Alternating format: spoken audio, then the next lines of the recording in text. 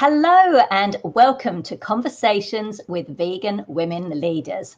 I'm your host, Katrina Fox. My guest today is the Reverend Erika Allison. Now, Erika is a queer interfaith minister, speaker, and spiritual counselor.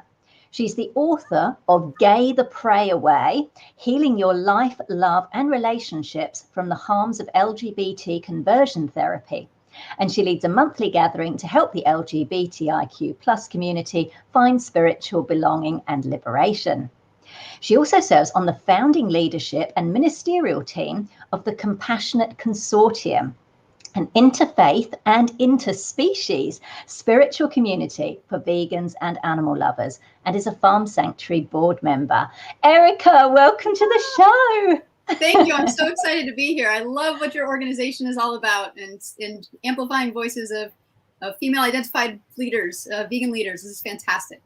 Oh, well, I'm so excited about this because I know we were talking before we came on air. You know, you and I've got a few overlaps and you've got such an interesting story. So I'm really looking forward to, digging in. So let's get started. So I believe you grew up in Texas. Yes, I tell did. us a little bit about how was that for you? Like I know, and we're going to talk about, I know you went through conversion therapy when you were quite young, but tell us a bit about like, how was it kind of growing up, particularly as a young queer person? When did you first know that you were gay? Like, give us a little bit of just a brief overview of what life was like for you.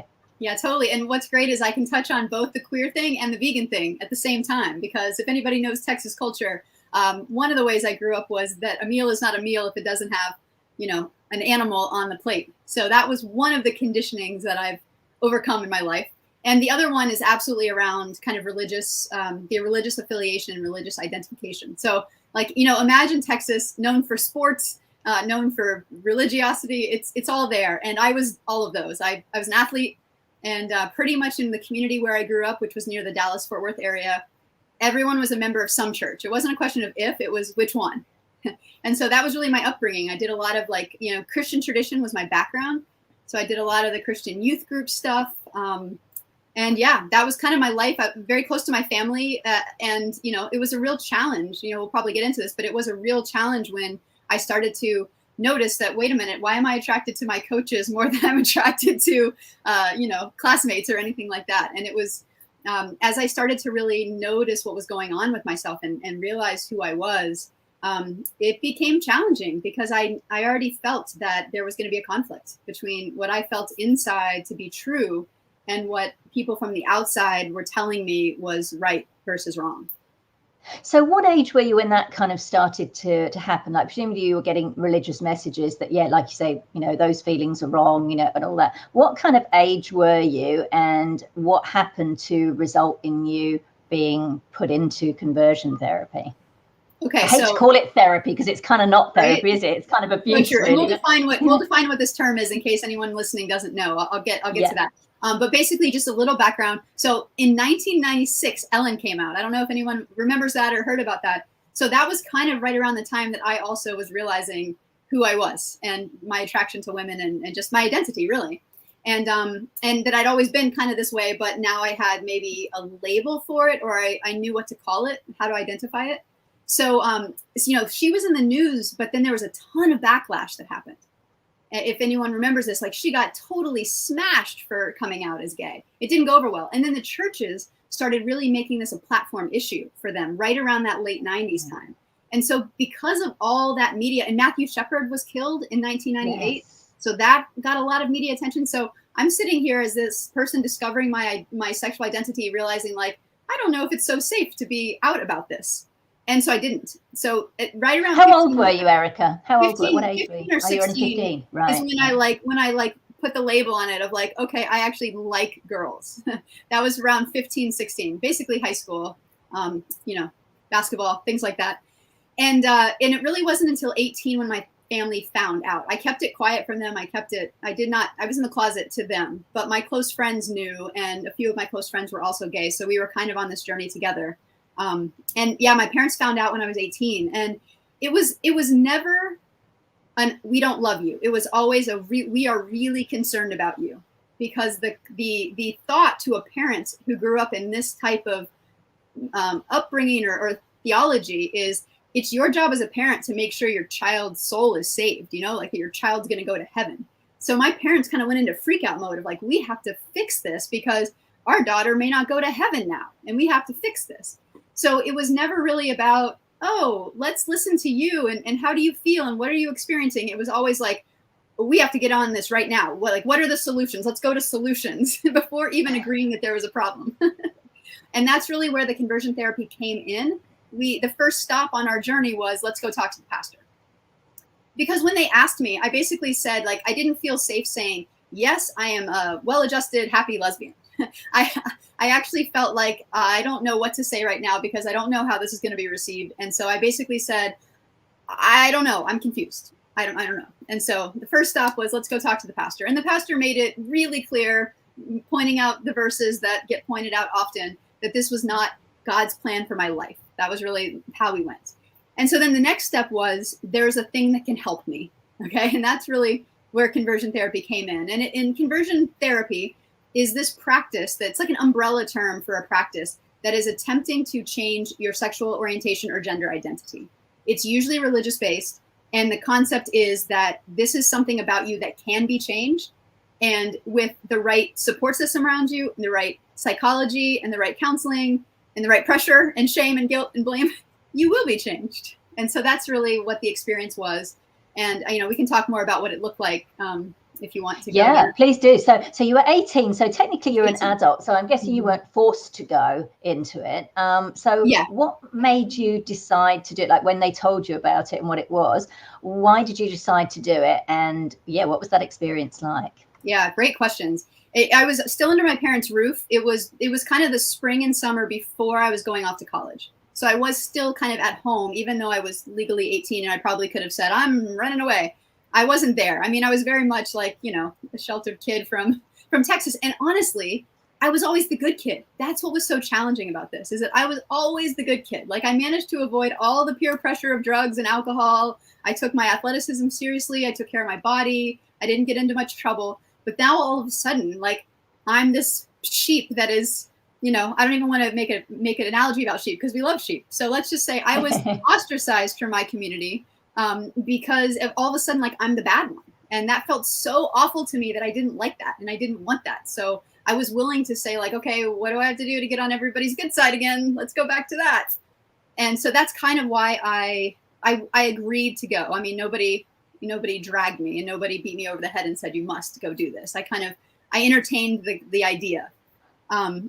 But, you know, so it was meetings. It wasn't physical. You might have seen movies like Pray Away, or movies like The Boy Erased was one that was pretty intense. So there's a range, a spectrum of things that happen in conversion therapy. In my case, none of it was physical. It was all kind of psychological and spiritual. And so a lot of the philosophy was, let's get together as a group. Let's show you examples of people who are ex-gay, who used to be gay and now have become straight. Let's model for you how their life is so happy now that they're back on the right side of, you know, the world. And then let's do some one-on-one counseling with you to try to find out what's really the cause of this. How did you go astray? And let's fix it. And so I spent a lot of time in this one-on-one counseling with kind of, you know, the digging, like, let's dig into my life and find out, was there something that happened to me? Or was my mom too much this way or not enough this way? Or was my dad too much this way or not enough this way? And really what I took away from that whole experience is that there seemed to be this agenda of like anywhere that I was struggling or suffering or just sad, depressed, normal teenage emotions would be kind of twisted and used against me as evidence. Like, well, if you weren't out of alignment with God's plan for you, you wouldn't be experiencing that sadness right now, or that anger right now, or that pain right now. So they were really like going for vulnerability that I was sharing and then using that against me. And so, you know, a lot of my work and what my book is about is, what are the long-term consequences of that sort of programming? And one of them, and we can go into more, but one of them is like a vulnerability issue. Like for a long time in my 20s and even into my 30s, I didn't really have access to vulnerability. And the reason, as I now can see in hindsight, is because that practice would go at places that were vulnerable. And I learned, I need to protect that part of myself because it's going to be used against me if I share a vulnerability. So I kind of shut emotions down for a period of my life and like Nope, no sadness, no anger, no nothing. Everything's great. No grief. I'm just happy all the time. And that was kind of the way one of the ways I coped was just, I wasn't going to give anybody an angle in there to say, oh, do I see that you're sad right now? Well, it's because you're gay. Wow. Wow. So how long were you in there? How long did this experience last? Did you just go the once and then come out of it? Or did you go back a second? Because I know some people, as we were talking about, Anthony Ben Brown, who's been in this space a lot, and I think he's been through several experiences. So was it a one-time thing? How long were you in there for? And what happened when you got out? And obviously it didn't work. I often say that, like, whatever lessons I'm supposed to learn in this lifetime, the universe is very gentle with me. And so I went in for a while, a couple of month period of time. But basically, for a period of time, this was the lowest part of the whole thing. I would say it, quote, worked on me. I felt like if everyone cares so much about this, then, okay, I'll go along with what they all want for me, because maybe they all know better than I do about myself. And maybe I'm confused. And maybe, you know, once I get older, I'll see this differently, or I'll notice something different about myself. So let me just trust that the adults around me and the wiser, more spiritual people around me must know what they're talking about, and I should listen to them. So the reason I left conversion therapy is because I was ready to be straight. I was going to go try to be straight. And thankfully, when I say that, like, the universe teaches me gentle lessons, pretty much as I made that distinction or that decision, I was off to college. And college for me was Austin, Texas, which, if you know anything about Texas politics and geography, Austin is the liberal part of Texas. Very different than the Dallas-Fort Worth area. And so when I went to Austin, I really did go in earnest, trying to be straight. I tell this story in my book. I found a boyfriend in my engineering school. There are a lot of boys in engineering, so it was a good place to be to try to be straight. And I found this boy in engineering school, and we dated for like a minute. And we went to one party that I would have never gone to as who I really am. But I went as this kind of straight, trying person. And when at the end of the party, we kissed one time and we both puked.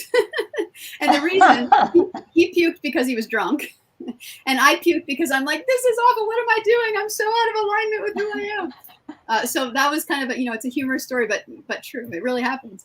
And what saved me, like really saved me, conversion therapy didn't save me. What really saved me was that I was walking down the street in Austin and I saw a church, like a college church, like a campus church.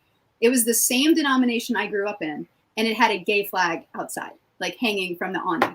And I'm like, whoa, wait a minute. What's going on here? Because where I'm from, I was told that it's this or this. Like, it's not and. You can't have those two things together. It's like you have to choose between, are you this or are you this? And just even seeing this visual, these two things together, it was like something I'd never seen before.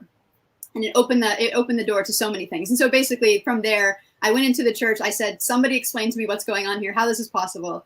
I kind of got a different theology.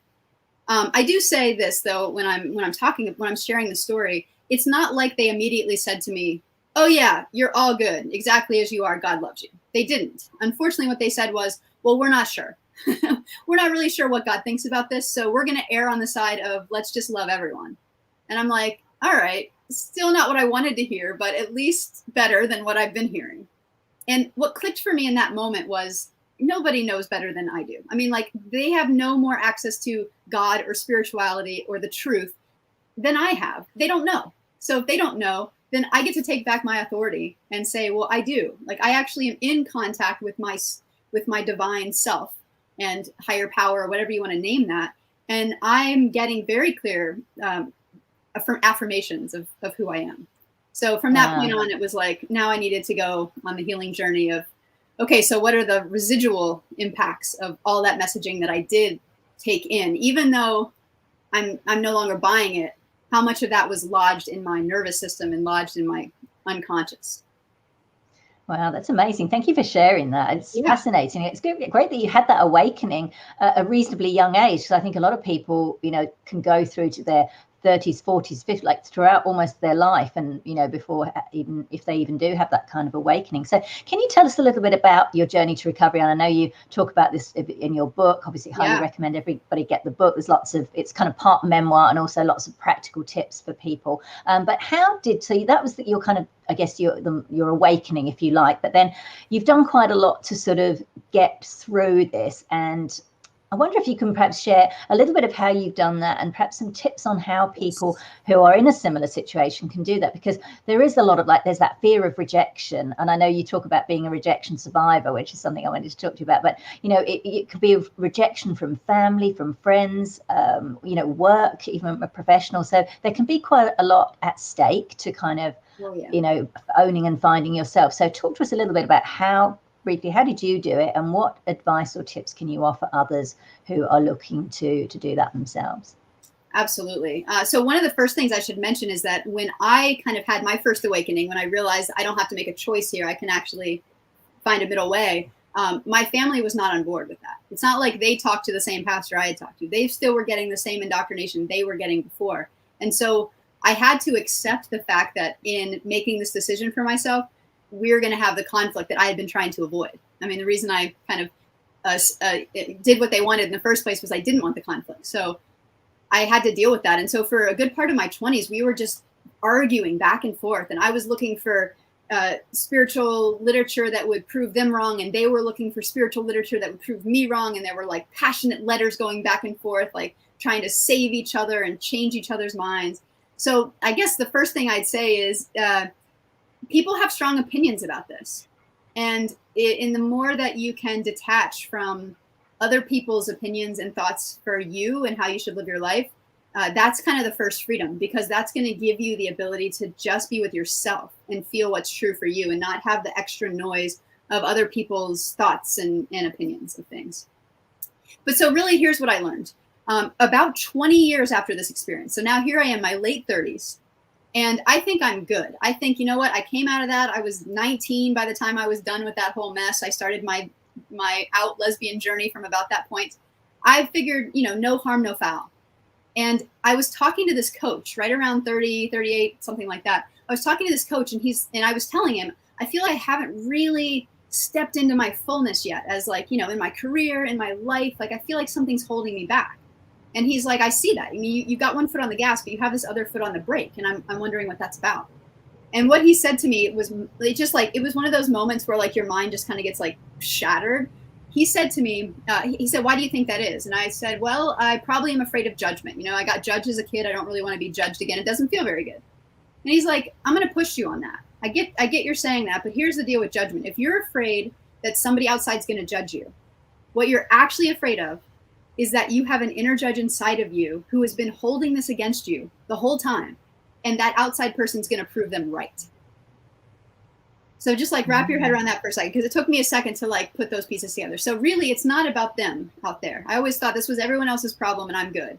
What he was telling me was that, no, I have an inner judge, and this inner judge still thinks there's something wrong with me. And the reason I'm trying to hide from everyone else is because I don't want somebody to say something that lets my inner judge say, see, told you. I've been telling you this all along. And they just proved it. Every one of those people just proved there's something wrong with you. So he basically was telling me the problem was inside me, not out in the world. And that was a big shift, because I was ready to take on the world and tell them all that they're wrong. So I had to go within. He really challenged me. He said, I want you to journal about this. And so I did. And I got really honest with myself. And in the journaling, I asked myself, okay, deep down, what do I really think about me, who I am? And I wrote for a while and just kind of free wrote and let it come out. And something that came out said, I must be a monster. I must be a monster because only a monster would hurt your family the way you did. Only a monster would like make them worry so much, make them stress so much. And it still makes me a little teary when I say this. Only a monster would go against, you know, God, right? That's what the demons do. They go against God. So I must be one of those. And when I saw that before my eyes, I totally wept. I mean, I was in tears. And I was thinking to myself, like, has this been in me the whole time? And I just didn't know it. And I just wasn't listening to it. And yeah, it was. And that was my first indicator that maybe I still have some old baggage from this. Maybe I still have some subconscious beliefs that don't align with who I am today in this moment. But it doesn't mean they're not there. They're actually still there. And they're still powerful. So all of that is to say that when I wrote this book, I kind of took what for me was about a 20-year journey of healing, 20+ year journey of healing. And I attempted to create like a condensed version of it so that if somebody reads my book when they're a year out of conversion therapy or maybe not even conversion therapy, any kind of rejection. I often say that the book is not just for the LGBT community, although my story is anchored there. It's for anybody who's received rejecting messages in your life. Anybody who's ever been told you're not good enough, or there's something wrong with you, or you're too this or not enough that. It's the same thing that happens. We take that belief and we lodge it in there, and then we're the ones who start saying it back to ourselves as like a mantra. Like, oh yeah, I'm broken, I'm broken, I'm broken, I'm broken. And so the book really takes you on a path of deprogramming those messages. And we can go through, I'm happy to share, I'm totally happy to share what that path is, but we can dive into like what I would say would be the highlights of the steps. Yeah, I mean, it's just interesting. I just wanted to, I kind of resonate with quite a lot of what you're saying, particularly interesting the monster bit, because I remember that when I've done therapy, a few years ago, and funnily enough, when we did some kind of deep stuff, I actually saw, like, supposedly this inner child, and I use that word as well, monster. It's like amazing and I didn't have the religious side of things, but I was adopted, so I experienced that rejection, and there was something wrong with me, and that kind of, and those messages, they do get quite ingrained. And I was interested in the term that you use, rejection survivor. That kind of resonated, and I thought, I haven't really heard that before. Doesn't everybody get rejected? But it is an interesting one. So yeah, I would love it if you would just maybe unpack that a little bit, and the concepts of, you mentioned identity harm, like you say. It's not necessarily about people who have gone through conversion therapy, but have still experienced oppression or rejection due to their identity. So I wonder if you can just unpack that a little. Absolutely. And then perhaps give us a little brief helicopter, because we obviously want people to read the book to get the full experience, but perhaps give us a little bit of hints of what the paths are. Yeah, I'd love to. So the term identity harm is just a label that I put on this experience of having who you are. And this is like who you are, your essence. This isn't somebody saying like, I don't like how your jacket looks today. This is like, if somebody says something that diminishes who you are at your core, at your identity, at the essence of your being, like that's an identity harm. And my premise is we experience these far more than we realize. And they're actually a bigger deal than we give them credit to be. Like, I don't know how many people grew up with this saying, but the whole like sticks and stones may break my bones, but words can never hurt me. I mean, in some ways, I have found the opposite to be true. I have found that words actually can be really hurtful. And the way they're most hurtful is when those words, when I take them and I put them on replay inside of myself, and they become a tape that tells me over and over and over again that I'm not good enough. That's when the words become harmful. So that's identity harm. Identity harm is, if you go on a little journey of your past in your mind, and you find these places where somebody, maybe they didn't even mean it, or it was in passing, but did you ever get told something that really who you are at your core got touched in that way? That's identity harm. And then that second term, rejection survivor, it kind of ties in with this. It's like the concept that I believe we actually have all experienced some form of rejection, even if it was, maybe not capital R rejection, maybe it's little r rejection, but it's there. And again, the same premise, like these things, they don't disappear. They don't just roll off our shoulder. Like, we are sensitive beings, and they're in us. That those things get right through the cracks of our heart, and our heart is like, oh, this must be true about me because they said that. So, how do I need to adjust myself or hide myself or hate myself so that I don't do that anymore because somebody didn't like it? So now let's take the book. Let's take the little framework that's in the book. I call it the rainbow path. And the rainbow path, honestly, if I'm totally honest, I wanted to find an acronym that was super gay. I could have called it anything, but I really wanted to call it rainbow. And so every letter of rainbow is a step on this journey. So it's like a 7-step path. And just to give like kind of the highlights of the path. So the R of rainbow is exactly what we've been talking about. It's reality check. And the reality check means look back at these things that were said to you and really be honest with yourself. Are you still carrying them around? Are you still believing them? Is it still a message that's looping in your mind that might still be affecting you in a way that you have not been paying attention to and maybe didn't think was there? That was sure the case for me. And that's why that's there as step number 1, because that's what unlocked my healing. When I really took this seriously, like after that whole monster experience, when I really took seriously that what happened to me at conversion therapy was truly like trauma, not just it was a big deal. There were things that have stayed with me from that. When I really allowed myself to name that and own that, then I could seek out the level of help that could really work, help me. And before that, when I was ignoring it, I wasn't paying attention to it. I was like, no big deal. I don't need any help. I don't need help. I'm all good. I don't need help. But then I was like, oh, maybe I need a little help. So R is reality check. Like, where are you, and what messages have you picked up along the way, however that appeared for you, that might actually be the ones in the driver's seat of your car when you don't even think they're there. That's the R. Okay. And once you get there, that's the door, right? So once that door gets unlocked, the A and the I of rainbow are all about looking at, okay, so how have I coped with that? If that's what happened to me, how have I coped? In my case, I'll give an example, like an assessment of your mental health, of your emotional health, your spiritual health, your physical health. For me, I shut my emotions down because my intellectual self, my mental self, was very approved of, always. Even when I was gay, everybody liked when I was smart. So of course, what I did as a coping strategy is I really put all my energy into the mental space. I'm going to study engineering in school, and I'm going to be, awesome in that way. I'm going to have all the great jobs and huge success. But my emotional life, I was going to hide that because that was really negatively responded to. So I got out of balance. Like I was a brain walking around with like no emotions and no heart and no body, like no body really, just a brain. That's all I was. So the A is really about assessing, like, where did you get out of balance? And then the I is about reintegrating. So I needed to do a lot of emotional work to learn how to open my heart again and to learn how to, feel different feelings that I wasn't allowing. And that's what the I is there's a lot of practices and tools in that part of the book that talk about what are things you can do if you notice you're out of balance in one aspect or another to get into integration. There's a psychologist, Dr. Dan Siegel, who says integration is the key to healing. So regardless of what happened to you, the way you come back to wholeness is to integrate all of that stuff into your current self and then come back into your own alignment. So that's really the I. Mm-hmm. And then in, I put my minister hat on for a second. So the in is nurture your North Star.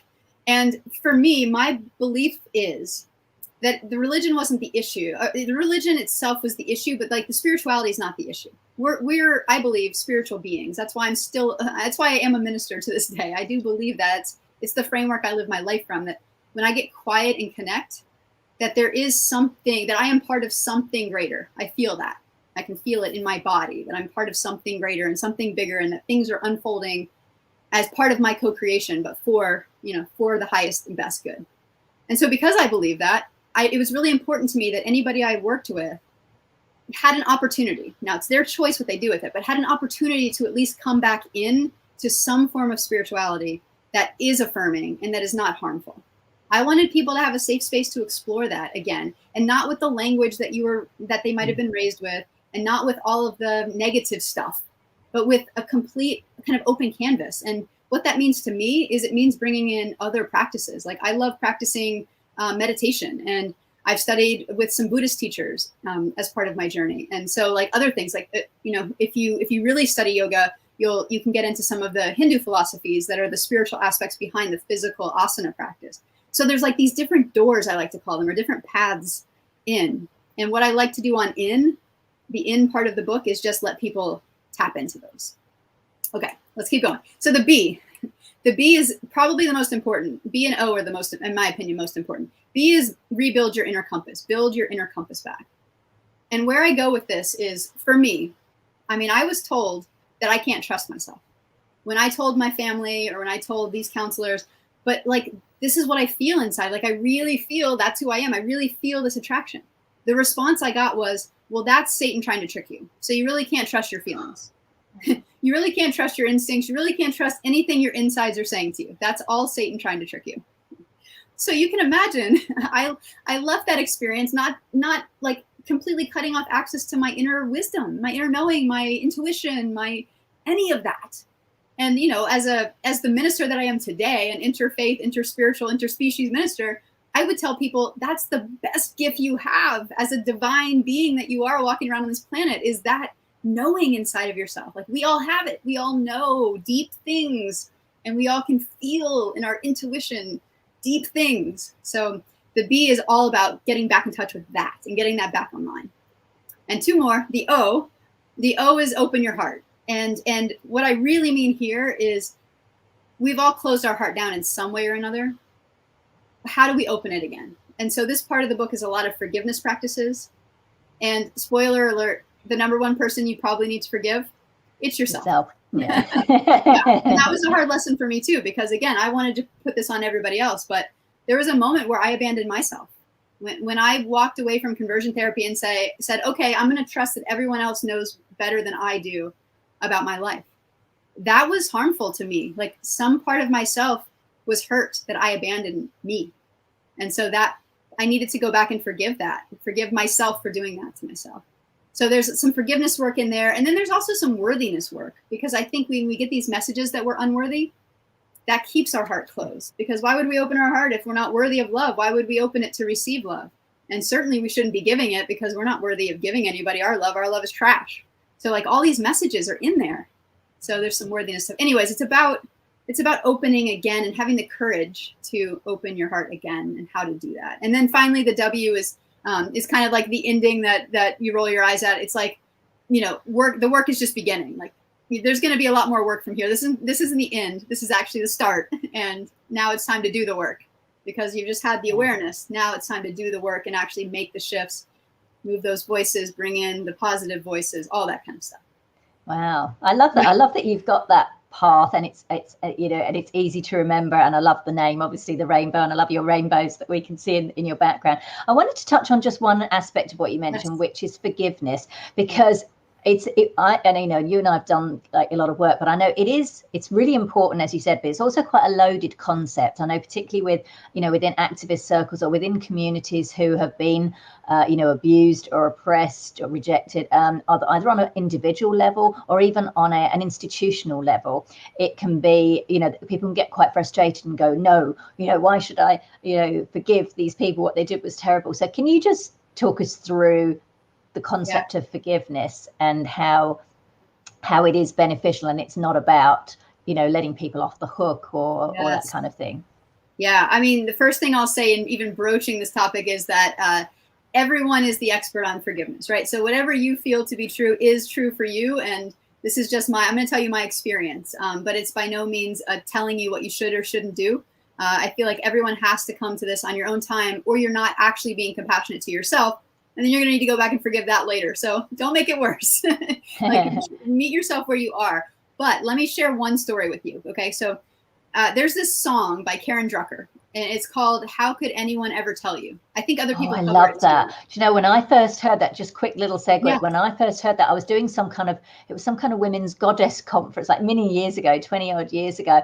And I was like, at that time, I was quite shut down. I thought, I'm not crying in public, and I'm not crying with all these women around.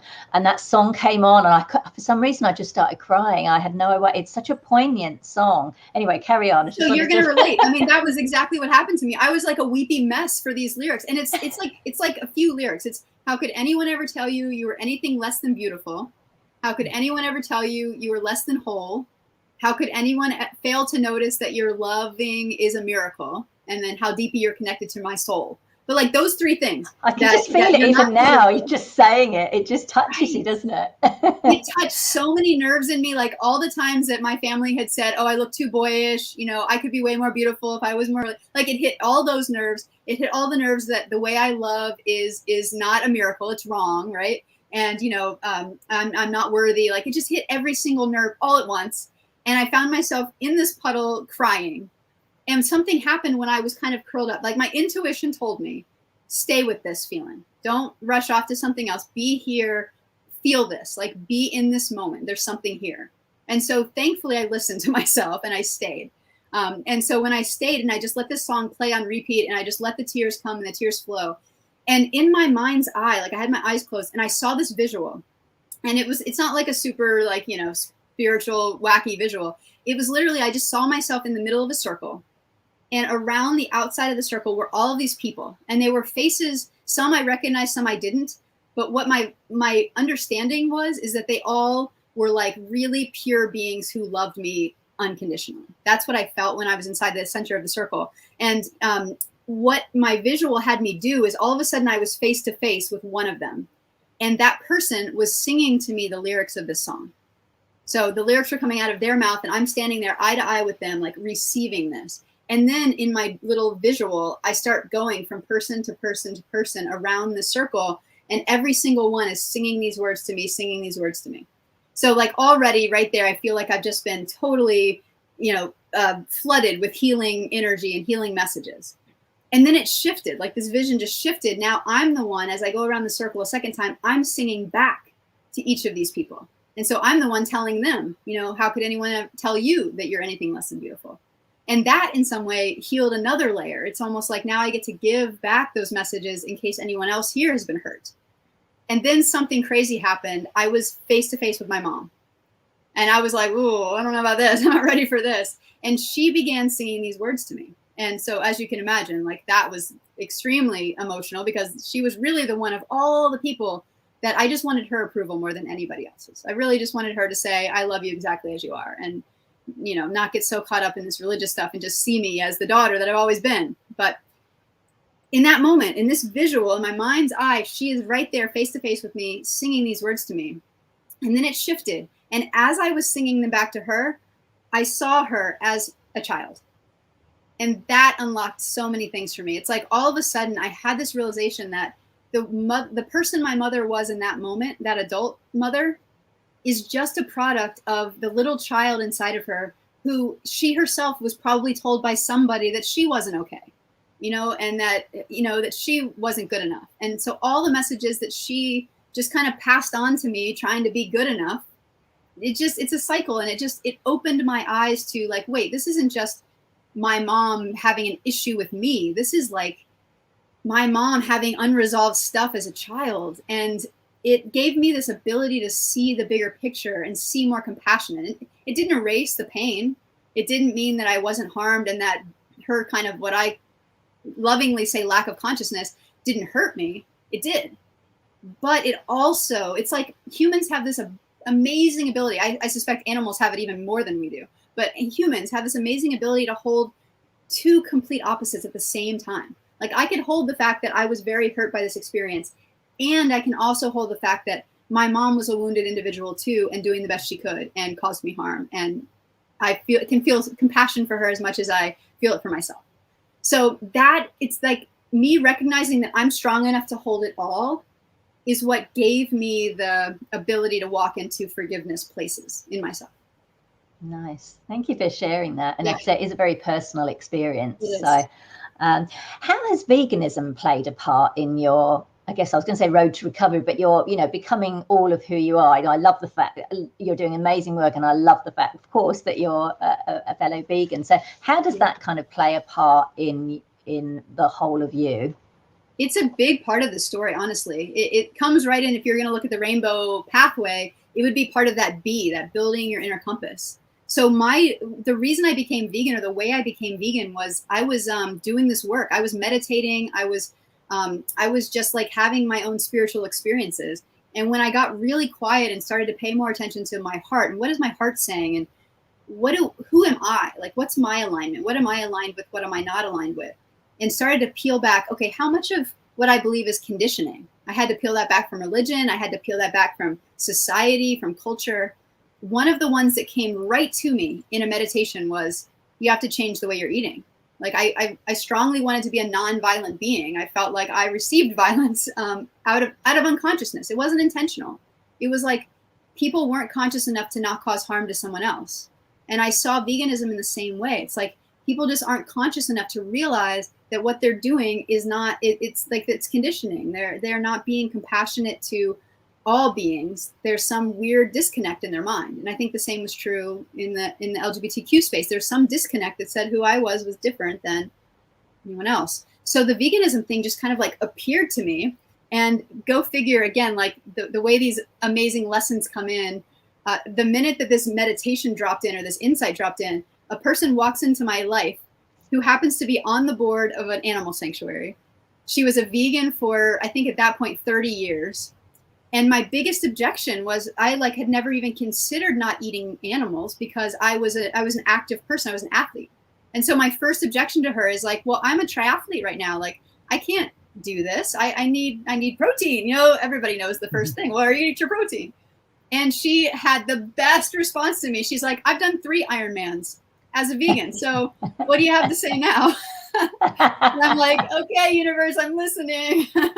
So she actually helped me. And one of the messages I like to say is that one person really can make a difference. she helped me. She said, look, I'm going to show you how to do this. I'm going to show you what you can eat. I'm going to show you how you can work out afterwards. Like, she's like, I'm just going to show you that it's all possible. And she took all those questions that had been building up in my mind and just made them really easy and showed me the way. And from that point on, and she took me to the animal sanctuary where she was on the board, and we did some volunteer work, and I actually met the animals, which I had never done before, met animals other than dogs and cats.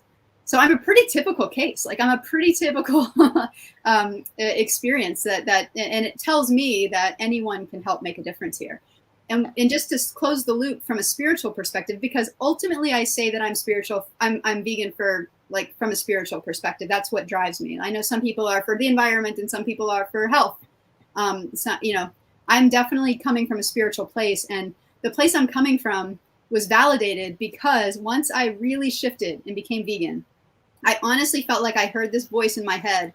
I'm going to just call it the voice of God. If that word triggers you, use a different word. It still triggers me too. But that this voice basically said, now you see as I see, and now you love as I love. And immediately I knew what that meant. And what that meant is, like, it's like my vision went from, like, I only love these people, and I only see these people or beings. And all of a sudden it went like this. And it's like, oh, now I see all these beings, and now I love all these beings, and I care about all these beings. And the message was, welcome to my world. And so that was freaking powerful. Yeah. When I got that message, that was so powerful. I'm like, oh, wow. Okay. Like, God was like, you see through my eyes now. I'm like, wow. I'll take it. I love that. I love that. That's amazing. And I love that you're sharing this kind of thing, with all the different communities to help people to awaken to that. So I absolutely love that. So you mentioned, I was going to ask you what your relationship is to religion now. And I think it seems you describe yourself more as spiritual. And it's interesting, you said the word God triggers me. I don't particularly like the word God because I think it associates with, patriarchal male figure, and I don't like the he pronoun. So I tend to use universe and it, and I kind of like that. But what is your relationship to religion or spirituality right now? Yeah. I think, I actually love what Marianne Williamson says. She says, in their best form, religion and psychotherapy are the same thing. And I agree with that, because to me, what that means is that these are all just frameworks to give us a structure to kind of hold on to or contain or make sense of something that is amorphous and hard to understand and hard to grasp. And so when done well, I'm a big fan of religion. When done badly, I am a big opponent of religion. And I think, unfortunately, at least right now, it's being done badly in a lot of places and it's harming people. But it is also being done well in a lot of places. And I have found my home in what I call kind of like a multi-faith or interfaith environment. I don't only identify as Christian anymore. I actually feel like all of these are doors to what I'm calling like the divine, the great mystery, the universe, source, right?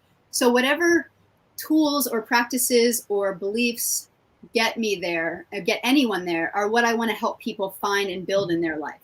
So that's kind of it. I really do like the spiritual. I like the practice and the application of it, because I feel like if you're just reciting beliefs or just reciting words, unless you also somehow feel that or act on that, I don't know if that's really, sometimes that can be a pass, right? Like, you don't have to do the work because you say you believe the thing.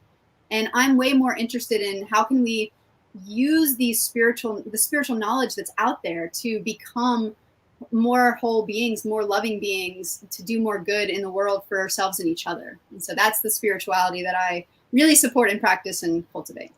I love it. Me too. May I ask, what's your relationship with your family nowadays? Mm-hmm. Particularly those that, like you said, did it out of love, and their own beliefs, but obviously, made you feel wrong and broken and encouraged you to go to the conversion therapy. What's your relationship like with them now? This has been one of the most beautiful parts of my entire story, honestly. So I'll try to tell you the quick version, because I think we're probably wrapping here pretty quick. So basically, once I wrote my book, my parents came to the book launch, which I was a little surprised. Like, I didn't know if they would or wouldn't. I didn't know how that would feel. And it was the first time that I spoke openly about any of this stuff, because I went for it. On my book launch, I actually told some of my stories. With my family, the term conversion therapy had never been spoken. The term, they very rarely even use the term gay or lesbian. I mean, they reference my partner. They love Tony. They love the kids. But it's still like they would never say, this is my daughter, she's a lesbian. Like, it's just not in the vernacular. It's not comfortable. It's very uncomfortable. So the fact that they were there was already like, wow, I'm really impressed. I had been doing a lot of work on my own, healing my relationship with my mom. Regardless of her, I had been going into this place in my psyche saying, you know what, in this lifetime, she may never be able to get here, but her higher self is already there. So I'm going to write a letter from her higher self to me. And that's what I did. I actually wrote a letter to myself saying all the things I wish she had ever said, coming from her higher self that I knew was capable of saying these things. And I did that, and I basically like released it. And I said, if that's the best I get this lifetime, I honor that, and I'm good with that. And about the time I released it, she wrote me this email. It was the day after my birthday. It was just a random email. It was actually sent from her iPhone. At the very bottom, it says, sent from my iPhone. And the subject line says, way overdue. And the email goes something like, I probably should just commit it to memory because it was so touching. It's something like, Dear Erika, you know, I love you exactly as you are. I love you. I would never, I wish I hadn't hurt you. I believe that your relationship with God is true. I love you regardless of what the church says about you. Like basically all the things that I've ever wanted to hear. I accept you just as you are. I just want you to be happy. I can see that you have an amazing relationships in your life, all the good things. And it ended with an apology and just said, I'm really sorry for the pain that I've caused you. And but at the same time, I'm glad to see that you seem to be on a path to helping other people through this journey that I helped inflict. And I mean, it's talk about like the thing that I never thought would happen in my lifetime. And just to conclude the story, when I read that, I had this crazy visual pop into my head. And this is like to show you how badly unvegan I was. When I was a kid, if we had a pet, if the pet peed on the carpet, you were taught to rub their nose in it because that's how they learn not to pee on that spot again, right? The visual I had in my head was that I had been holding my mom's face to the carpet, rubbing her nose in this for 20 years. And when I wrote that letter to myself and released it, it's like at the same time, my inner teenager that was like so angry and so like, you will see what you did. You will get this. You will see how much you hurt me and you will never do it again. That teenager grew up. And when that teenager grew up and came into present day with me, like merged with with myself, my true self, the one that's wise and strong, my mom got to grow up too. It's like I released her. And when she grew up to present day, she could be where she is now, the wiser version of herself, and she could write me that email. So it's crazy, but I actually tell people that one of the keys to changing situations, if you don't like them, is to do the work inside, because there's something that happens. Like when I changed, situations changed. The world changed around me. Absolutely. I love that. And I love what you said as well, and that's a beautiful experience that you've gone through. But obviously not everyone is going to get that. But I love that you did the thing where you wrote the letter that you wanted to receive and be happy or accept that, you know, if that's the best you get. That's a really nice option, I think, where you're not relying on other people to change. But I'm delighted that worked out. Honestly, if that email hadn't come in, I would have been okay. Like I was so resolved by that. That felt so much closure for me, and it felt so true. Like really, I know her higher self would say every one of those things. So I would recommend that if anybody's struggling with getting closure with someone, try the higher self letter thing, because it may be what you need to just release the situation and let come what may. I love that. Right, we're going into the final part. This is rapid fire questions. So I'm going to ask you a question. You just answer in one sentence or less before we wrap up. Right. What's the most courageous thing you've ever done? Oh, maybe I'm not good at rapid fire questions. I mean, I think speaking out about my sexuality and my spirituality together, like letting those two things coexist. Nice. Love it. What does leadership mean to you, and what style of leader do you believe you are? Leadership to me means being a living example of the way that I want to be in the world. And so the kind of leader I like to be is embodied. I like to walk the talk, and I like to be inspiring. I like to encourage and inspire others through the way that the vigor and vitality through which I live. I want that to just inspire others to do the same and empower them to do the same. Love it. What do you love most about yourself? I like a lot of things. Let's see. What do I love most? I think I love most either my compassion or my curiosity. So maybe both. Nice. Now, I know you've shared obviously a lot because you've got your book and everything, but what's one thing that most people wouldn't know about you? I'm going to go to a funny one. This isn't very deep, but I do love this, and it just popped in my head. I've been doing Carrey impressions for about 25 years now. It's like my little, it's like my one party trick. I love to impersonate Ace Ventura.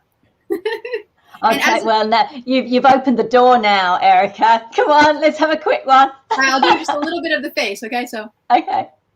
Oh, righty then. I love it. That was brilliant.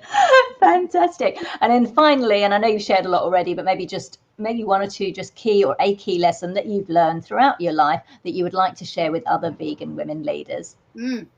So good.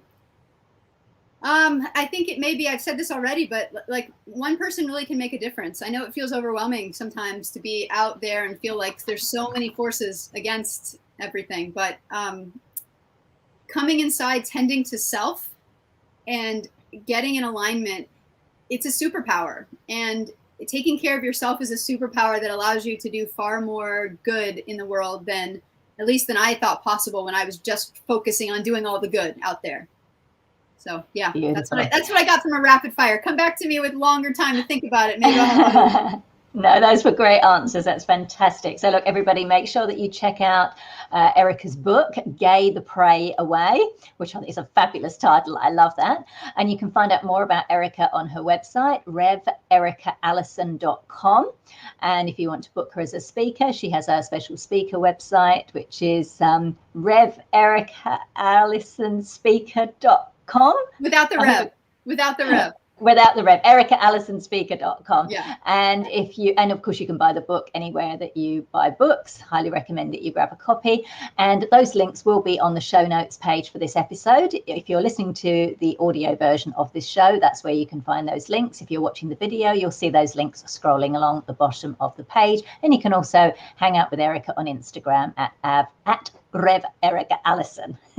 Erika, it's been so great speaking with you. I love that you're sharing your journey. I love the work that you've done and that you're able to, to spread the messages and to really help people, in similar situations, like you say, just, particularly in the LGBTIQ community, but much broader than that. So it's been such a pleasure speaking with you today. Thank you for joining me. Thank you for having the show and for all this beautiful work and for this amazing community that you're cultivating of vegan women leaders. Awesome. Thanks everyone for tuning in. Bye for now.